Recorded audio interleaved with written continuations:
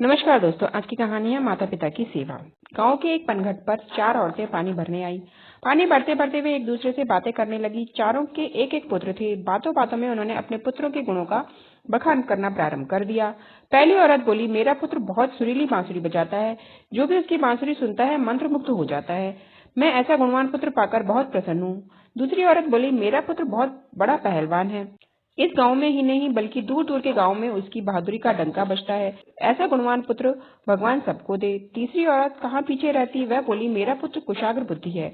उससे अधिक बुद्धिमान इस पूरे गांव में नहीं। लोग अपनी समस्याएं लेकर उसके पास आते हैं। मैं ऐसा पुत्र पाकर धन्य हो गई। चौथी औरत ने सबकी बातें सुनी लेकिन कहा कुछ भी नहीं।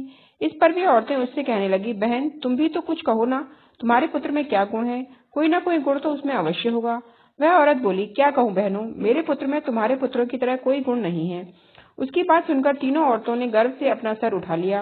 कुछ देर में सबने पानी भर लिया और वापस जाने के लिए अपना अपना घड़ा उठाने लगी।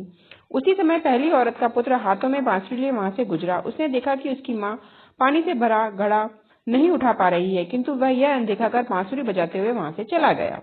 दूसरी औरत का पहलवान पुत्र कुछ ही दूरी पर मुदगर घुमा रहा था। उसकी माँ कुएं से घड़ा उठाकर जैसे ही उतरी उसका पैर फिसल गया।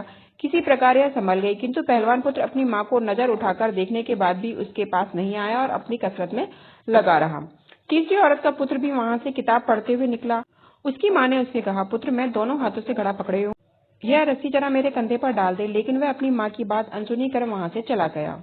तभी चौथी औरत का पुत्र वहां आया। अपनी माँ के सिर पर घड़ा देख वह उसके पास आया और उसके सर से घड़ा उतारकर अपने सिर पर रखकर चलने लगा।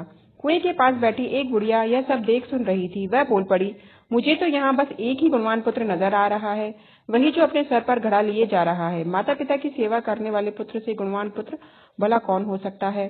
सीख, गुणवान वही है जो अपने माता पिता की सेवा करे और साथ ही सबकी सहायता के लिए तत्पर रहे। देखने के लिए धन्यवाद।